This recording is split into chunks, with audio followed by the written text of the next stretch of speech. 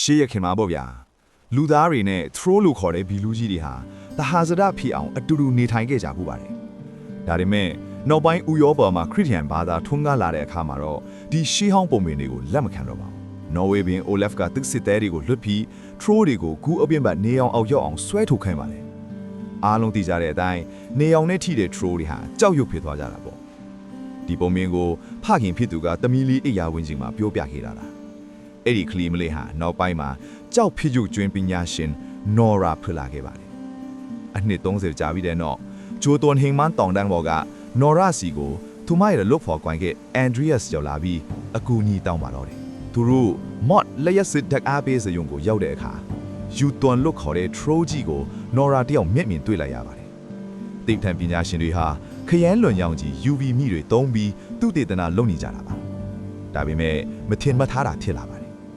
နော်ရာကထရိုးကြီးနာသွားပြီးတချင်းညီးပြလိုက်တဲ့အချိန်မှာယူတွန်ဤနိုးလာပါတော့တယ်ကဲအခြေအနေတွေကရုပ်ရုပ်တဲတဲဖြစ်ကုန်ပြီ UV မီတွေကိုဖွင့်မိုးစူးစမ်းပေမဲ့စီမံကိန်းခေါင်းဆောင်မာရီယန်ကထရိုးကိုမသေးစေချင်လို့ထင်းကျုပ်ဆက်ပေါ်ကော်ဖီလောင်းချလိုက်ပါတယ်မီတွေပြတ်သွားပြီးထရိုးကြီးကတန်ကြိုးတွေကိုဖျက်ဓာတ်လေကားကိုရိုက်ချပြီးထွက်ပြေးသွားပါတော့တယ်နော်ရာတို့ဟာအိုလက်ဖခင်ရဲ့ဂူတင်ချိုင်းကိုရှာတွေ့သွားပြီးအမှန်တရားကိုသိလိုက်ရပါတယ်ထရိုးတွေဟာအလွဲ့တော်ရေလုံးခေါ်တဲ့ holy water နဲ့ထိရင်အားနေသွားတတ်ပါတယ်စစ်သားတွေကအလွဲ့တော်ရေတွေနဲ့ယူတွန်ကိုစောင့်ကြိုတိုက်ခိုက်ကြပါတယ်အဲ့ဒီအချိန်မှာတော့နော်ရာနဲ့ခင်မီနေတဲ့ trolley beautiful ကလည်းပြန်ပေါ်လာပြီးယူတွန်ကိုဝိုင်းတိုက်ပေးပါတယ်နောက်ဆုံးမှာတော့ Andreas ကဘုံကိုယူပြီးယူတွန်ရဲ့ဗရတဲ့ကိုခုန်ချပြီးဖောက်ခွဲလိုက်ပါတော့တယ်ယူတွန်ကြီးတီးဆုံးသွားပြီးသမိုင်းအမှန်ကိုပြန်လဲဖော်ထုတ်လိုက်ခဲ့ပါတယ်ဒါပေမဲ့ဇလန်ကဒီမှာတည်းမပြီးသေးပါဘူး